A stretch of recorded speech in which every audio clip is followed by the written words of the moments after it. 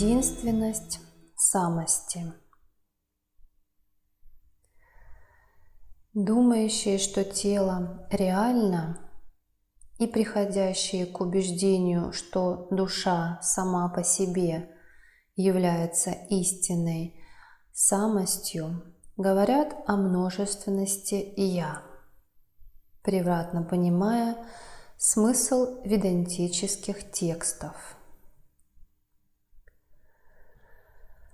Заблуждающиеся, не слышавшие истины о высшем состоянии, напрасно спорят, утверждая, что если есть только одна самость, то есть и дилемма: либо с освобождением одного освободятся все, либо никто не достигнет освобождения.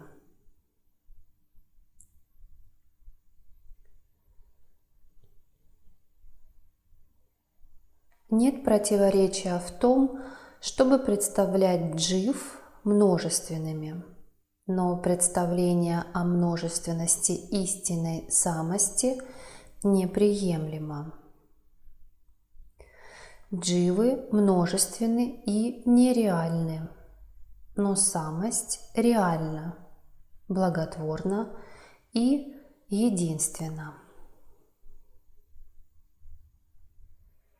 Нет реальных фрагментов единого высшего сознания. Видимость фрагментов – лишь следствие невежества. Для мудреца, пребывающего в высшем состоянии, это сознание сияет как одно целое, не разделенное на части. Сознание едино, вездесуще и равно. Его неравное распределение – лишь иллюзия. И поскольку пространство нереально, его неравное распределение также нереально.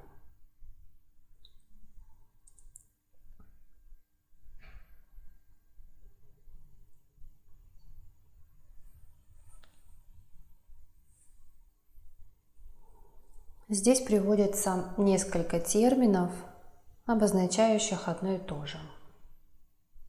Термин «самость», термин «сознание» используются в одном и том же значении. Можно еще сказать чувство бытия, чувство присутствия или естность, существования. «Я есть». Все это одно и то же. Периодически используются просто разные слова, говорящие об одном и том же. Поэтому, друзья, не заблуждайтесь в словах, просто ловите суть, что имеется в виду. Под словом «душа» подразумевается индивидуальность. Когда мы говорим слово «душа», мы уже помещаем себя во что-то отдельное, находящееся в физическом теле. Если мы начинаем подробно исследовать термин «душа», использовать анализ, использовать внимание для поиска, использовать наблюдение, самоисследование, исследование тенденций ума, вопрошание. В общем-то, вы должны себе задать множество вопросов. Душа в сути своей есть не что иное, как набор впечатлений. Набор впечатлений, которые тащатся из жизни в жизнь, формируя каким-то образом вашу личность. Впечатления эти, если вы начинаете их исследовать, они не самосущие. Термин «несуществующий» используется в значении, то есть его нужно понимать в том контексте, что не существует сам по себе, то есть не имеет собственного существования. монументального, вот такого истинного существования. То есть ему требуется какое-то доказательство. Поиск, доказательство, какая-то формулировка. И то, что уже обладает такими прерывистыми качествами, не может быть истинно существующим. Когда вы начинаете исследовать тенденции ума, наборы впечатлений, которые движут вашей жизнью, то есть начинаете их активный поиск. В какой-то момент времени, допустим, какое-то событие происходит, и вы захвачены каким-то впечатлением. Мы сейчас их не делим на позитивные, негативные. Это не имеет никакого смысла. Мы обращаемся к факту его существования. Есть ли он на самом деле что-то, какое-то впечатление, которым, как мы считаем, мы периодически захвачены. Когда мы начинаем его искать, оно обнаруживает себя существующим в какой-то определенный период времени. То есть оно существует в тот момент, когда вы как бы захвачены им и погружены вот в это ощущение. И в тот момент оно кажется вам очень существующим и очень реальным. Но когда проходит какой-то промежуток времени, и данное впечатление уходит, либо сменяется каким-то другим впечатлением, мы обнаруживаем, что все эти впечатления имеют прерывистый характер. То есть оно происходит во времени. Вот термин «подверженное времени и пространству» как раз именно это и подразумевает. То есть что-то приходящее и уходящее. И вот ваши впечатления, которые формируют определенные события, способны вас вытянуть в какие-то действия, они приходящие. То есть в какой-то момент времени они казались реальными, но проходит какое-то время, и они перестают существовать. Разве то, что обладает вот такой прерывистостью и непостоянством, может считаться истинным? Вот даже просто задайте себе вопрос. А что же истина? Истина то, что не нуждается ни в каком доказательстве и ни в каком подтверждении чего-то со стороны. То есть истина то, что в каком-то, можно сказать, в какой-то степени конечно. Ну, то есть конечно здесь не совсем удачный термин. Я его применяю сейчас в том контексте, что это как бы последний предел, за который некем посмотреть. Вот можно сказать так, в этом ключе. Попробуйте отрицать себя. Сказать, что я не существую. Вот попробуйте. Как избавиться от себя? Вот чувство «я». Вы можете избавиться от тела. Есть состояние, где тело отсутствует, но «я» там присутствую. Чувство «я», оно есть, оно никуда не исчезает. То есть чувство «я» как бы наполняется чем-то. Наполняется телесностью, одним телом, другим телом может быть наполнено. А потом еще внутри этого тела наполнение чувствами, как мы обычно говорим, эмоциями, что-то там в теле, да, происходит. То есть чувство «я» как бы смешивается вот с тем, чем оно, можно сказать, наполняется. Но когда мы начинаем исследовать разные состояния состояние бодрствования, сна со сновидениями, сна без сновидений, подключаем медитативные практики, мы обретаем какой-то определенный опыт, где может быть тело, может не быть тело, тело может быть другим, могут восприниматься разнообразные явления, явления света, явления тьмы, явление дьявола, чего угодно. Но это такое же явление, как и впечатление, которое мы привыкли называть душой. То есть то, что создает нашу личность и какие-то события в нашей жизни. То есть все остальные явления в тонком мире – это тоже явления, которые как бы вот это чувство «я» наполняют. И вот это чувство «я», оно как бы так с удовольствием отождествляется с этим, с тем, что видится. И в этот момент оно очень реальное, и у тебя просто как будто нет возможности осознаться, что это не я то, что вижу. Да? Но это такие же явления, которые пришли и ушли. Допустим, вы погрузились в другое состояние, а в медитации вы можете очень глубоко погрузиться в медитацию, где тело будет отсутствовать. То есть телесность не осознается, ее нету. Сразу можно задать себе вопрос. Так я считал себя телом. А кто такой я? Я есть? Есть. Это же очевидно. То есть как себя отрицать? А вот тело уже под сомнением. То есть что такое происходит, и ты остаешься, но тело перестает восприниматься, тела нет. Или ты там можешь выйти из тела. Там тонкое тело выходит из физического. И ты смотришь на физическое тело и понимаешь, что это тот, кем я себя считал, я же смотрю. То есть явно видишь, что это не я. И тогда вопрос телесности снимается. То есть вот таким образом, слой за слоем, мы избавляемся от того, что на вот это «я» налипло. Вот чем мы вот это «я» заполняем постоянно. Самое интересное, кому все время нужно это «я» чем-то заполнить и уплотнить его какой-то формой сделать. И вот этот вот кто-то очень любит это делать. Он прям с удовольствием отождествляется с формой, с любой, с грубой, с тонкой. Так вот, возвращаясь сейчас к тому, с чего я начала, что душа – это набор впечатлений, которые прерывистые.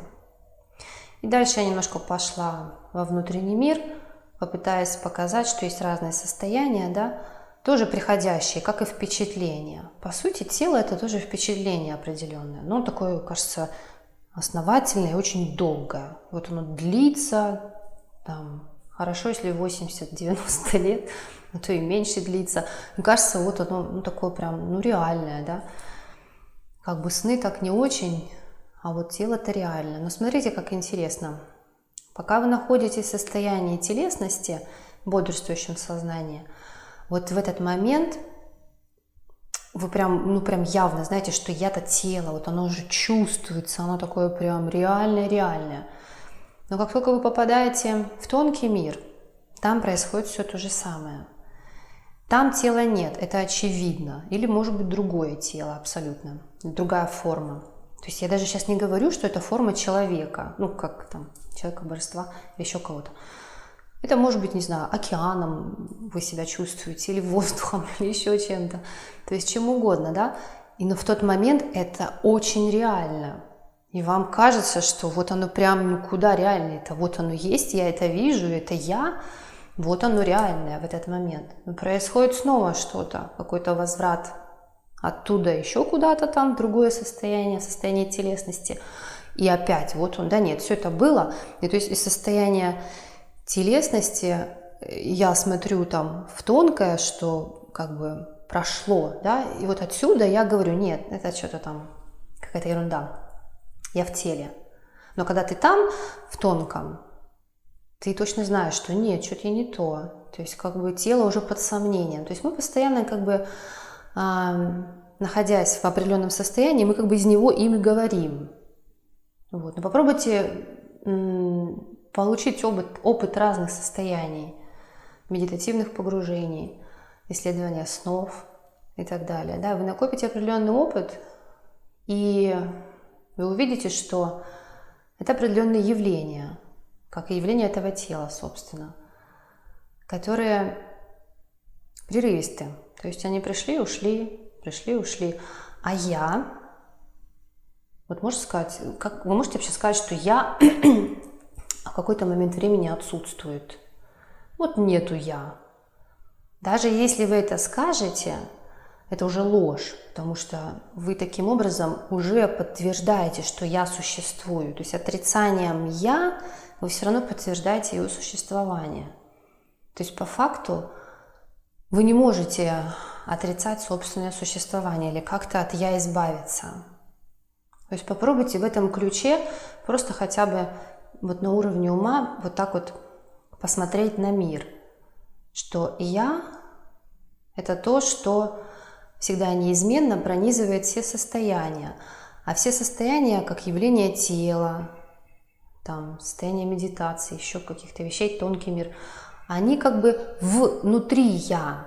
То есть мы все время считаем, что я в миру, потому что мы четко знаем, что я – это тело. Вот это основная коренная мысль. Я тело, а если я тело, то это тело внутри чего-то, внутри комнаты, внутри там, пространства и там целая матрешка. Да? Но попробуйте посмотреть, вот этот момент поисследовать, что вы смотрите на тело точно так же, на тело, которым вы себя считаете, на себя, скажем так, вы смотрите точно так же, как вы смотрите на остальные объекты. То есть для вас тело – это точно такой же объект для рассмотрения, для наблюдения, как и остальные объекты. То есть вас в сути ни в какой части тела нет. Ни в пальце, ни в ноге. То есть где? Нету там. Да, вы его чувствуете. Тут что тут скажешь? Да, вы чувствуете боль. Но где там, где я во всем этом? Вы точно так же рассматриваете тело и все его явления, как вы рассматриваете другие тела, другие объекты. И если вы достаточно наблюдательны, и в вас уже развито вот это вот созерцание, вы можете даже видеть, как вы как бы, даже вот как сказать, не то, что изнутри, вы как наблюдатель собственного тела, как оно движется, как оно вот там скукоживается, как оно реагирует, как вот гримасы появляются. То есть такая появляется дистанция. Она в принципе всегда была. На самом деле вы все время так и делали, просто вы никогда об этом не задумывались, вы никогда в эту сторону не смотрели. То есть взгляд все время был направлен вот фокусом туда. Вы как бы, можно сказать, даже не то, что фокусом, можно сказать, вы просто были все время загипнотизированными мыслями, которые вы считаете своими, и от которых у вас вырастают ноги с проблемами. Попробуйте смотреть по-другому, что не я в миру. Опять же, когда вы говорите «я в миру», вы все, вы себя уже имеете в виду как тело, потому что только тело внутри чего-то. Но тело внутри чего-то, и вот это вот все, в чем тело внутри этого, внутри этого, внутри этого, оно внутри тоже чего-то. Внутри того, кто смотрит на тело, которое внутри комнаты, которое внутри дома, дом внутри улицы и матрешка целое пространство. И на все это смотрит я. Тело такой же объект. Попробуйте с этой позиции поисследовать и понаблюдать. Какие-то, может быть, интересные вещи откроете для себя. И возвращаясь к термину душа, что душа – это просто набор впечатлений. Эти впечатления копятся годами и даже жизнями. То есть вы как душа, можно сказать, да, пусть будет этот термин, приходите сюда с набором уже каких-то впечатлений. Если вы исследуете себя, да, то вы можете наблюдать, что есть какие-то вещи, скажем так, привычки, можно назвать характер, любой термин, в принципе, без разницы, да, какие-то вещи, которые составляют вашу личность. Душа, личность, суть одно и то же. Какие-то вещи, которые составляют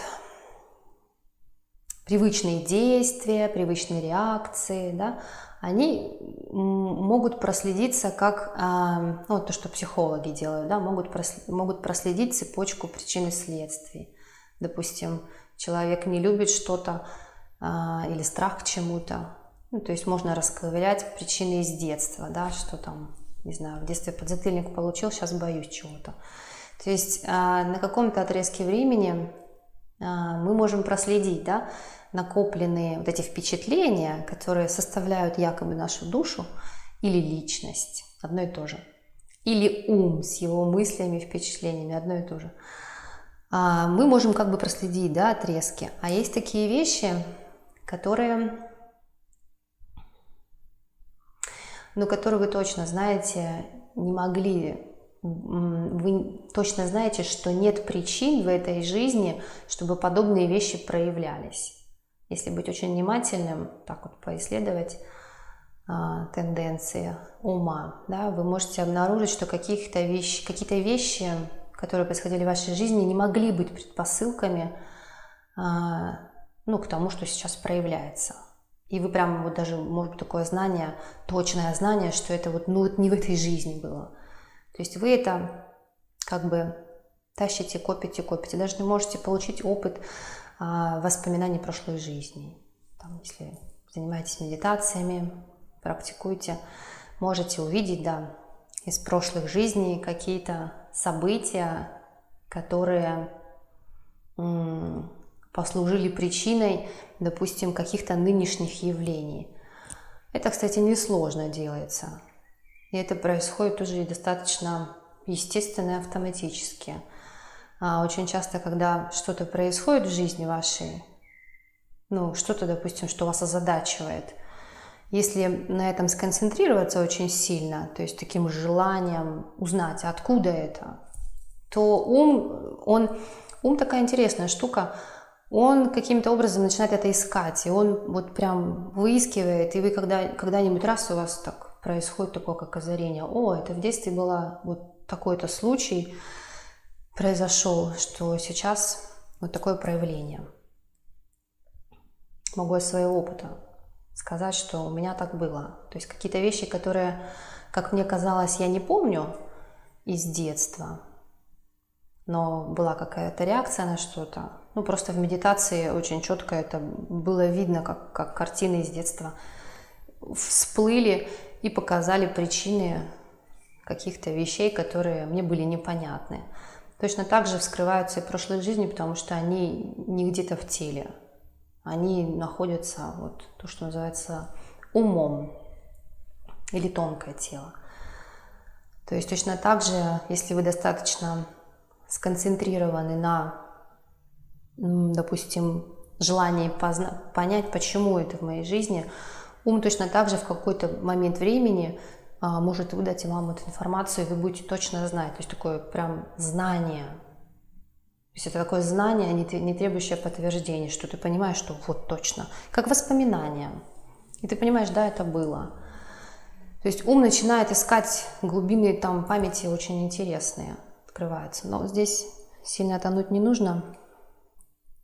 Это просто для понимания, для исследования природы «я». Что вот это «я» такое? Что это? То есть сначала ты думаешь, что я тело, отбрасываешь тело, идешь дальше, тоже познаешь какие-то тонкие вещи, отбрасываешь тонкие. То есть, по сути, отбрасываешь все. Это не я, это не я, это не я, это не я. Это приходит, уходит, а я осталась. Это приходит, уходит, я остался. То есть, а кто я? Вот, собственно, разговор весь об этом. И душа сама по себе не является истинной самостью, потому что никакой объект не может существовать без «я». То есть каждому объекту должен быть кто-то, кто бы сказал, что он существует. И это «я». То есть ни один из объектов не является самосуществующим.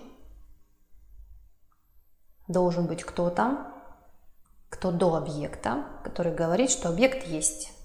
или воспринимает объект, или видит объект, чувствует объект, неважно. То есть есть я. Вот это я мы исследуем. Мы не исследуем объекты.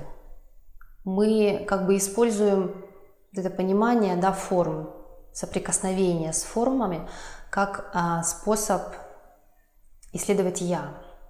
То есть отбросить то, что может быть временным, прерывистым, и прийти вот к этому целостному, то, что невозможно отрицать. По сути, оно очень простое. То есть по факту это то, что нельзя отрицать. Все остальное подлежит сомнениям. Есть, нет, там изменилось, не изменилось, тело меняется, чувства, эмоции меняются, материальные объекты меняются, все меняется. То есть все не является постоянным. В одно время существует, в другое время не существует. То есть это игра шакти. Если я обращаюсь к терминам йоги, шакти – это энергия, которая создает формы. Но есть то, что содержит это в себе. То есть вот это чувство «я». В йоге можно назвать это Шива, сознанием Шивы. Но это не какое-то отдельное что-то, это я. Это не где-то отдельное от меня, как в стороне какой-то. Это и есть я. Просто мы под я всегда имеем в виду тело, ограниченное тело. Но самоисследование мы отметаем ненужное и приходим вот к этому единственному. Когда говорят о множественности «я», всегда имеют в виду просто тела. То есть, когда говорят множественность «я», много «я», то есть будьте внимательны. То есть мы в речи уже в вопросе есть такой намек на ответ. Когда человек говорит, значит, «я» этих много. То есть, смотрите, сразу и себе вопрос задаете. Вот прям разбираете, как вот я, на что я опираюсь или куда я смотрю, когда я говорю множественность «я». И вы увидите, что вы в прямом смысле слова прям смотритесь в картинку. То есть это прям картинка внутри где-то, даже не внутри, не знаю, внутри, это слово даже внутри, оно неправильное. Какая-то картинка возникает в восприятии. И вы буквально в эту картинку смотритесь, из этой картинки говорите: «Я, наверное, множество». То есть будьте внимательны, бдительны, как ум, как бы он вам как предлагает определенную трактовку. То есть ум – это такой, до какой-то степени автоматический механизм, как бы перебирающий возможные варианты, вот чего он там себе насобирал. И вы прям увидите, что эта картинка, она прям картинка. И когда человек говорит множественность «я», он буквально прям смотрит внутренним взором какие-то тела. То есть опирается на что-то. И это прям вот визуальный какой-то объект. То есть без опоры на что-то не появится такая фраза. И будьте внимательны. Множественность «я». Откуда я, из какого образа этот вопрос вышел? Очень просто. Этот вопрос вышел, когда ты считаешь себя телом, и для тебя есть, соответственно, другие тела. И вот отсюда ты говоришь, значит, я много. Чтобы сказать много, ты уже стал отделенным телом, соответственно, против которого тоже куча тел. И ты говоришь о множественности я. Но когда вы начнете исследовать чувство я, отбрасывая все формы, грубые, тонкие, и приходите вот к чистому я, не наполненному ни энергией, ни формой, ни грубой, ни тонкой. И то есть вы не сможете это описать. Самое близкое, что можно сказать, я – это я. Я есть я существую, я есть. Вот самое, что можно такое сказать, я есть. Но что это такое я, вы не сможете сказать. Оно себя никак не описывает. То есть оно – это оно. Но это опять же, видите, когда я говорю оно, как будто я говорю о чем-то там внешнем. Но это не внешнее. То есть я – это я.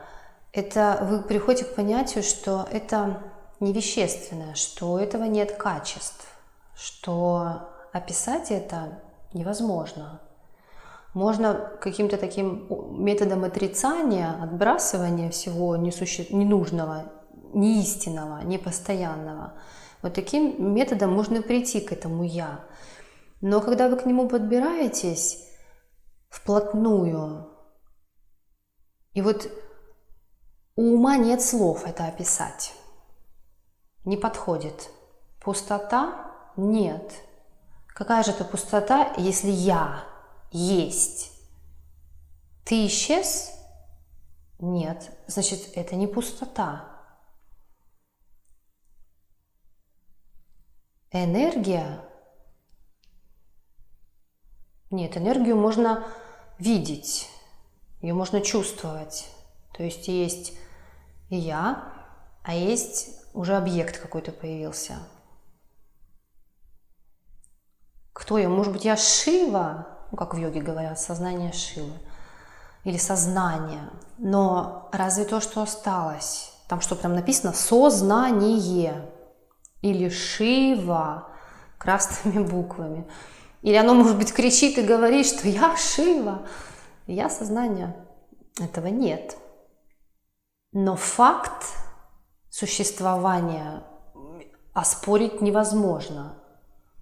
То есть здесь ум такой как бы в замешательстве и начинает плодить всякие разные термины. Пустота. Да какая ж пустота? Если ты есть, где же эта пустота? Ты куда-то исчез? Куда ты делся? Как ты себя отрицать-то будешь? Ты провалился, исчез. Как? Это невозможно. Это даже... Как сказать об этом? Я есть. Я есть я. Где пустота-то? Что такое пустота? Играя какими-то словами, терминами. Что значит пустота?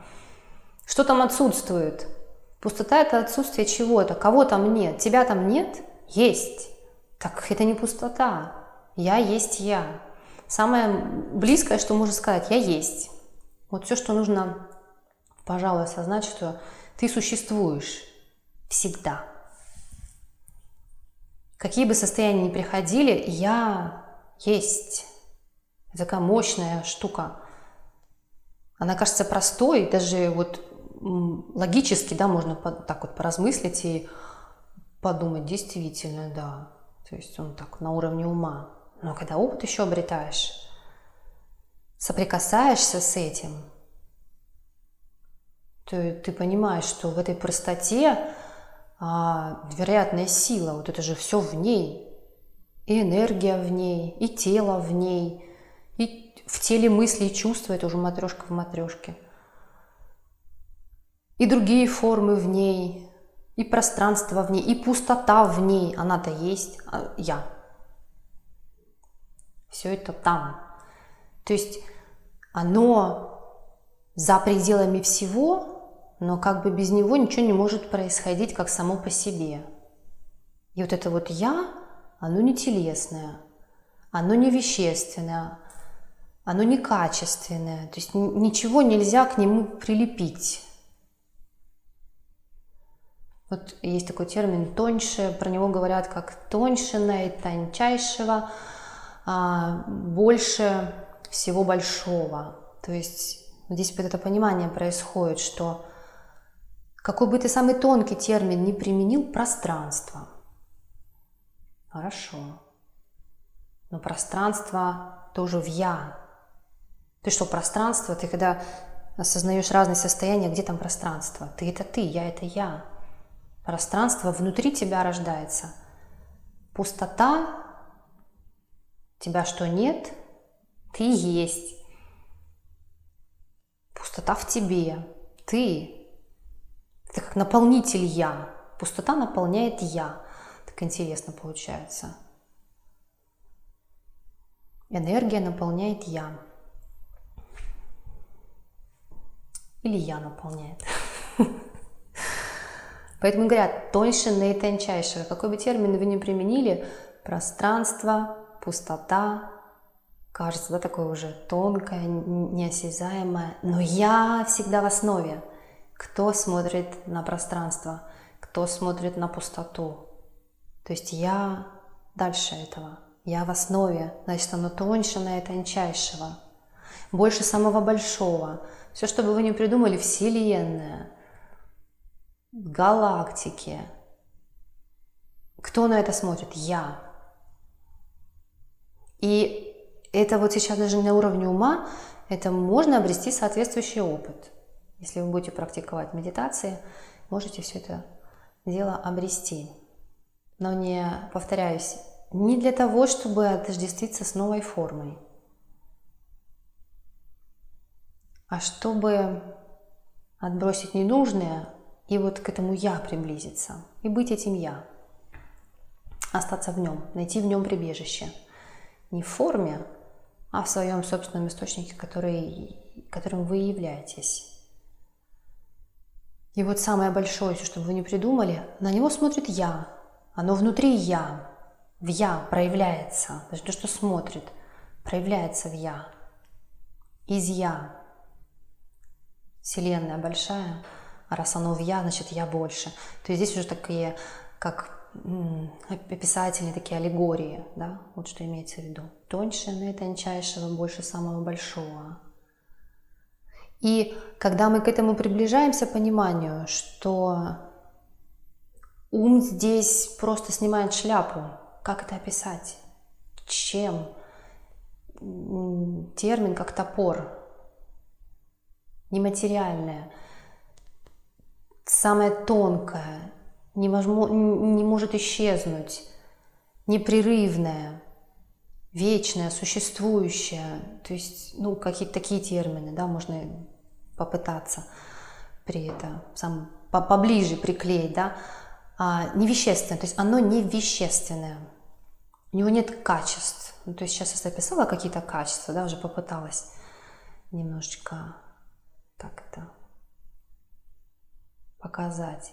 Но по сути качеств нет. Я есть я. И если у этого нет качеств, как его можно разделить? Как? Вы можете разделить то, что имеет какие-то качества. Можно разделить, расчленить тело. Можно другие тела разделить. Но это тоже очень ограничено. Вот даже сейчас сказала разделить тело. На основании чего? Я буду говорить, что тело разделено. Просто на основании того, что я вижу, но это тоже даже вот здесь такая ложь. Начинаешь глубже исследовать, понимаешь. Вот простой пример. Дыхание. Человек говорит, я дышу. Чем? Легкий, да? Я дышу. То есть вдыхаю там воздух и выдыхаю углекислый газ, да? Там кислород усваивается, углекислый газ в это тело выбрасывает. Но смотрите, как интересно. Деревья, растения, ведь они источники кислорода, который человек говорит, я его дышу, поглощается он, да, то есть, а растения поглощают углекислый газ. То есть, получается, процесс дыхания, вот даже на таком тонком понимании, он не только здесь локализован в теле, он за пределами тела. И сказать, что я дышу, как-то уже, вы понимаете, насколько это грубо? Такое грубое восприятие, вот я тело. Представляете, какая-то такая плотная, такая грубая, такая очень-очень плотная, плотный образ себя. И также с телом. То есть на основании чего я могу сказать, что тело там расчленено. Только потому, что я глазами вижу, что там, не знаю, там палец отрезал, и палец лежит отдельно от тела. То есть я делаю примитивный вывод просто на основании несовершенных органов чувств, просто в данном случае на уровне зрения. Но даже ученые уже давным-давно сказали, что все состоит из атомов. В микромире ты разделения не увидишь. Вот как говорит наша известная черниговская ученая Татьяна, по-моему, Владимировна, если не ошибаюсь. Если бы у вас зрение было настроено на микромир, вы бы увидели груду двигающихся частиц. Как бы ты увидел разделение? То есть, понимаете, насколько вот это вот такое плотное восприятие, ограниченное, и я тут такой вроде пальчика нету, вот даже могу сказать, тело типа разделено. Но это же какое-то такое вранье самому себе. То есть даже здесь можно понять, что я вру-то, где это разделение. Но тем не менее, мы считаем, что тела отделены, все отдельно, все так железобетонно, понятно. На уровне даже на уровне материи, хорошо. Но вот когда мы приходим к пониманию это я есть, невещественное, то есть тело вроде как кажется вещественным, да, нам, опять же, это кажется, да, мы говорим тело, да, материя, но это кажется. То есть микромир показывает, что все на микромире одно. Но вот каким-то образом вот в этом кажущемся нам кажется, что все разное. Так вот, оно не может казаться. Вот смотрите, во всем вот этом форменном, вот почему говорят иллюзия, майя, это шакти, это энергия, да, которая вот эти формы творит, мысли оттуда же. Кстати, если кто медитирует и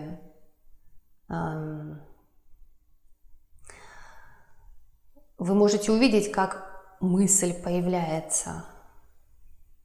То есть прям увидеть, ощутить, как мысль из, назовем это энергией, из чего-то, прям как в замедленном действии, раз, и каким-то образом вы это чувствуете как мысль, как слово, которое там что-то вылетает и говорит. То есть это прям можно прям увидеть. Но это такое глубокое погружение, прям такое глубокое погружение в тишину. Можно это увидеть, такое прям как в замедленном действии, как формируется мысль. Сама.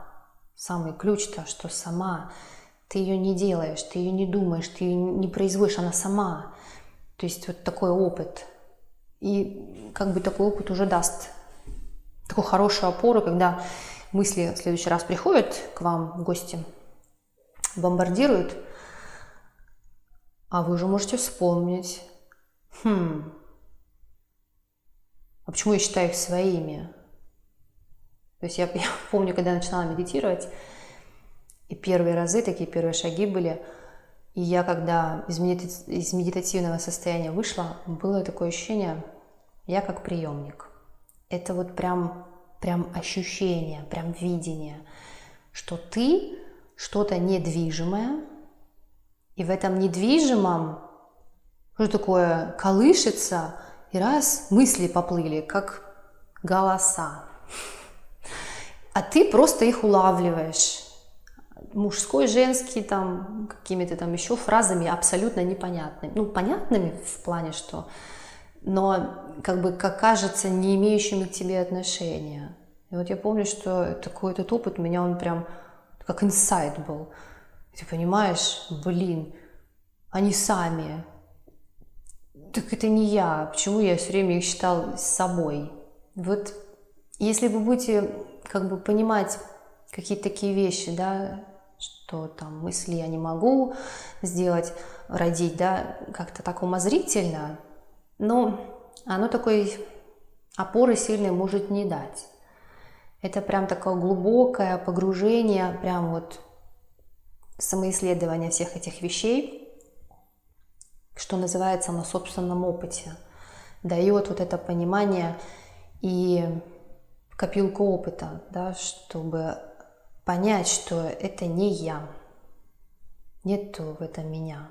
Мысль может прийти, может уйти, причем сама. Вот прям вот это вот ощущение, что ты видишь, как она сама, а еще и в каких-то состояниях до этого я говорила, в замедленном как действии, как из чего-то, как энергии формируется мысль, и вот ты уже такой раз, и как этот, так интересно, как рыбак, чик, такой, о, моя, это моя мысль, все, и ты уже побежал, как ослик за морковкой, становится даже забавно, смешно, думаешь, блин, кто это там все подбрасывает, я во всем этом кто, да, вот, и возвращаюсь, да, к тому, что я то, что нельзя разделить, это не вещественное, это не форменное. Как мы можем его разделить? Чем и как? Разделить можно то, что нам кажется вещественным. Ну, даже я вот говорю слово «кажется», потому что оно действительно кажется. Здесь мы можем, да, говорить о разделении, но то, что тоньше, то, что не обладает качествами, то, что вот, ну, не за что его, как бы, нечем схватить, нечем описать. Как его поделить? И ты, как ты можешь сказать, что оно у всех разное? Разное то, что обладает какими-то качествами. Вот где мы можем про разность говорить. Мы опять погружаемся в мир форм. Тела разные, а у тел разные характеры. Что там еще разное? Ну, в общем, все разное. Чувства разные, формы разные, да. Цвет волос там и так далее, да. Но здесь мы говорим про разницу. Но вот это, можно сказать, никакое. Никакое в том плане, что нету качеств. Вот как бы это же такое ощущение, то ли есть, то ли нет. Когда ты говоришь то ли нет, это значит попытка такая его как-то уплотнить и связать с каким-то качеством. А когда ты говоришь то ли есть, ты понимаешь, что оно-то есть, только оно и есть. Факт. Вот это вот чувство «я», бытие, естественное чувство. То, что пронизывает, и как бы то, на что нанизаны все состояния. Между ними бывают промежутки, а я там, оно как ниточка, везде всегда одно.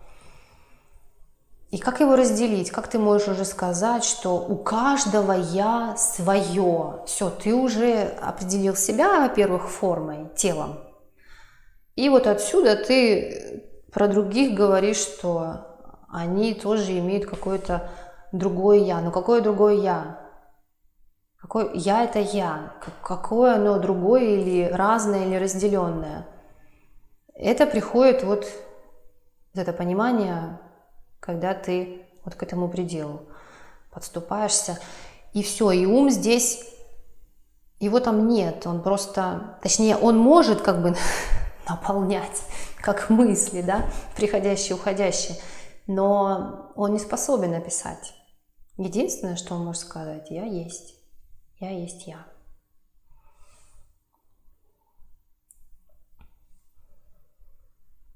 И вот фраза, что заблуждающиеся, не слышавшие истины о высшем состоянии, напрасно спорят, утверждая, что если есть только одна самость, то есть и дилемма. Либо с освобождением одного освободятся все, либо никто не достигнет освобождения.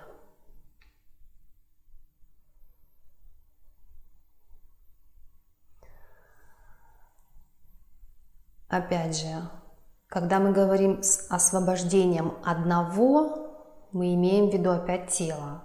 Мы опять говорим про форму, про человека. И отсюда, да, сразу возникает разговор. Я стала человеком, и человек освободился. Но тоже тут это нуждается в исследовании, как, кто от чего освободился, кто опять такой я. От чего освобождено тело? А было ли тело сковано? И чем? И что такое освобождение, допустим, для тела? Что такое освобождение для ума? И когда ты доходишь, это все отбрасываешь, понимаешь, что там нет истины, что все в мире форм есть закон причин и следствий, даже у мысли, что появилась какая-то мысль, ей тоже предшествовала куча событий. И ты приходишь к «я», о котором ты, у тебя просто нету слов. Ты пытаешься сказать, но слов нет. Я есть я. Я есть. То как можно о нем сказать, что оно сковано? То есть вот здесь, с точки зрения абсолютности, мы можем сказать, что когда ты себя познаешь, ты же и другого, опять же другого, как тело, ты видишь так же, как себя. И там точно то же самое сияет и смотрит само на себя. С этой точки зрения, да, ты никогда не был скован, ты всегда есть сама свобода, ты как истинное «я». То есть это ведь факт, даже если ты не знаешь об этом. Ну вот ты считаешься формой тела, ограниченной, страдающей, бегаешь там по сансаре, но по факту но я. От того, что ты его еще пока не исследовал, не обрел опыт, что оно существует, оно все равно существует. И по факту вот с этой позиции оно всегда свободно. Но пока вот ты считаешься ограниченной формой с мыслями, вот тут мы говорим о несвободе, то есть как бы о неведении, о незнании. Просто я не знаю, кто такой я. Я считаю себя формой тела и вот бегаю со своими мыслями и страдаю. И вот об этом говорится «не освобожден». Не освобожден тот, кто чувствует себя страдающим. Чувствует себя страдающим идеей «я есть тело». Но когда ты исследуешь «я», ты понимаешь, что «я» есть сама свобода. Кого освобождать? То есть с этой позиции все уже свободны. Но нельзя не учитывать относительный уровень. Относительный уровень имеется в виду тот этап, когда ты себя чувствуешь формой тела. И вот у тебя проблемы, у тебя страдания, и что мне с этим делать? То есть пока эта идея «я» живая, нельзя отбрасывать этот относительный уровень. Как бы, да, от того, что ты узнаешь фразу, тебе скажут, да ты уже сама свобода, ты есть, что, не парься, да? Что поменялось? Ты идешь и те же самые поступки совершаешь, те же самые страдания, а по факту это меняется. Сколько бы вы ни слышали там изречений, что ничего делать не нужно, друзья мои, под лежачий камень вода не течет. Надо верно понимать и глубоко понимать многие сказанные фразы на сатсангах.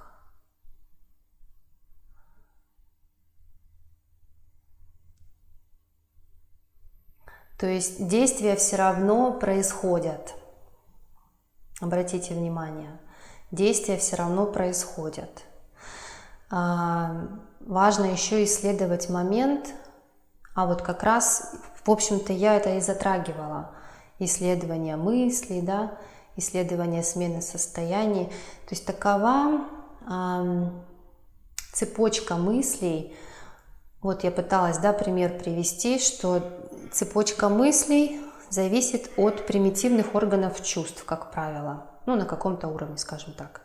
То есть глаза, нос, ну вот все, что, да, познает.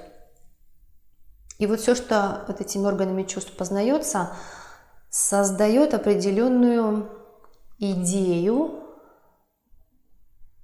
о каком-то событии. Например, я сижу, медитирую, возле меня дерево, на дерево села ворона, и с дерева упал какой-нибудь листик или ветка. И я вот что сделала, да, ум сопоставил, ага, там ворона села на дерево, там потревожила, не знаю, там потревожила дерево, или ветка или лист упал. То есть вот на таком примитивном уровне происходит, как это называется, понимание якобы причин событий. То есть причина ворона, да, ворона села там, и ветка упала, это ворона виновата. Но прежде чем ворона села, еще куча событий произошла. Ворона где-то родилась, там из какого родилась, вылупилась из яйца, там дерево, это какая-то там птичка уронила семечко, чтобы дерево проросло, а это семечко было найдено там еще где-то. То есть это куча событий, которая предшествовала тому, чтобы села ворона, да, на дерево и упал листик. И мы вот здесь вот такие говорим, ну вот, ворона причина того, что лист упал. Но это очень ограничено. То есть мы смотрим буквально на грубую форму действия. И нам кажется на этом уровне, что я тот, кто действую. Потому что мы точно так же оцениваем действия, когда мы говорим, что я могу совершить действие, у меня есть выбор. Это точно такое же грубое восприятие, как ворона села на дерево и упала веточка. Точно такое же. Как бы мы все время видим тело свое.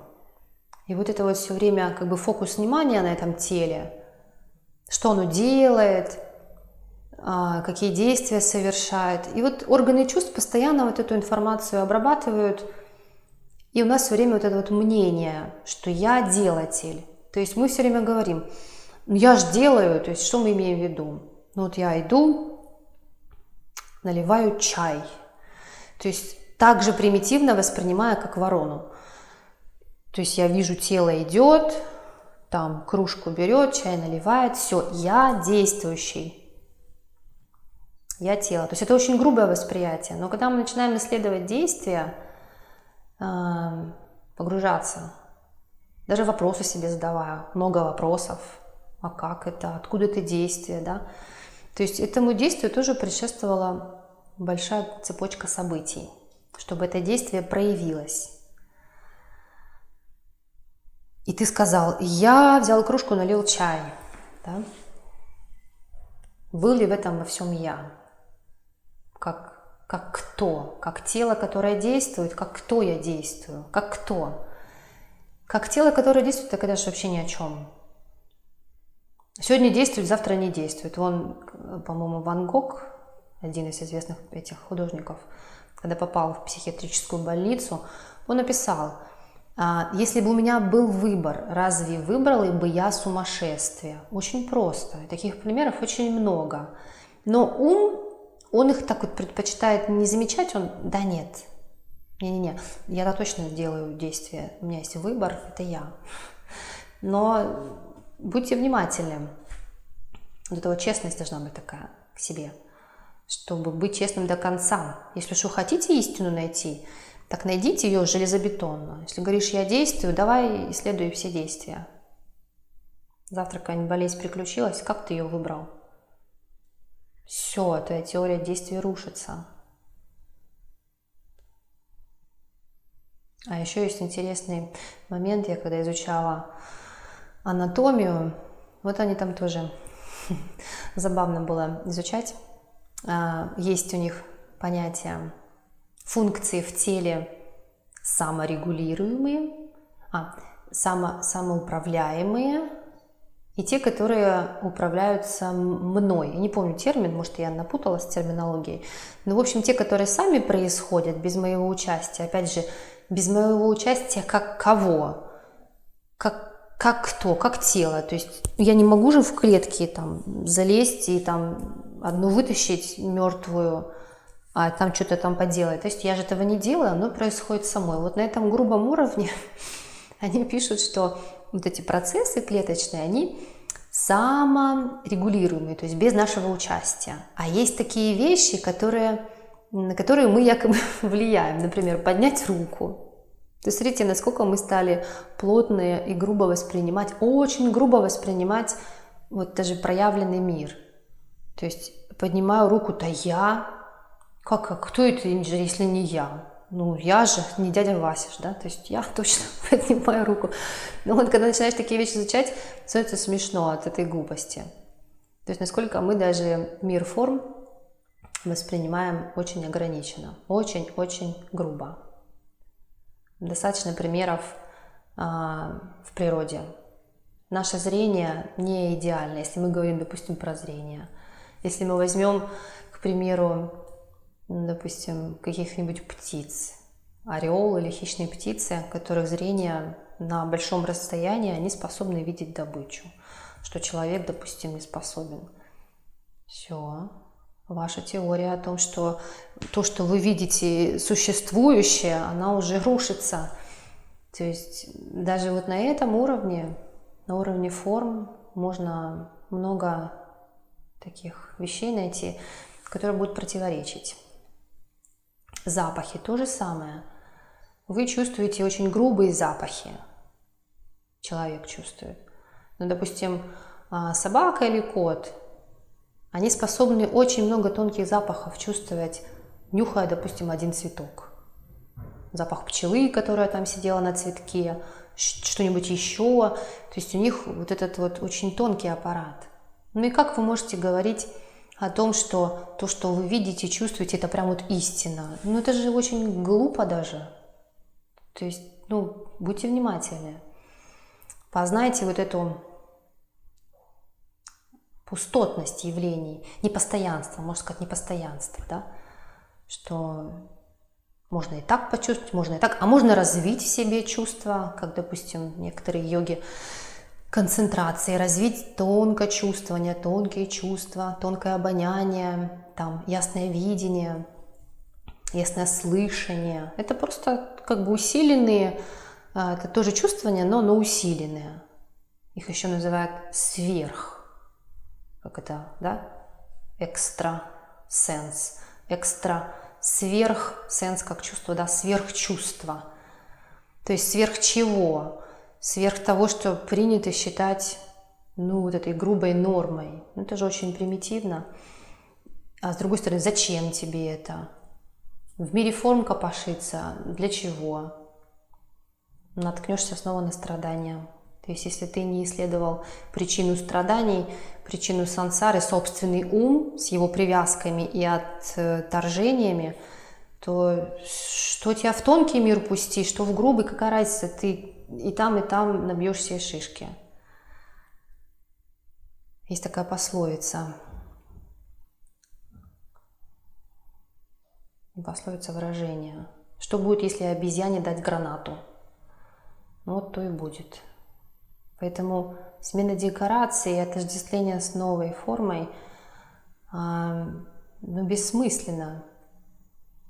Если мы говорим, мы говорим об этом, о том, что человек страдает, и он к этому приходит. Как ни крути, приходит к тому, что что-то не то. Почему я страдаю? Что такое? Что происходит в мире? Человек начинает искать освобождение от страданий. И натыкается на то, что освобождение не где-то в форме, а это вот прямо сейчас здесь. Поиск «я». Освобождение, точнее не освобождение, а страдания, они по причине незнания себя, не исследования себя. Просто никогда это не было исследовано. Просто как научили с детства, кем себя считать, так оно идет и идет и идет, как автомат. Стрессы, болезни, а потом что делать? И начинаешь в обратную идти.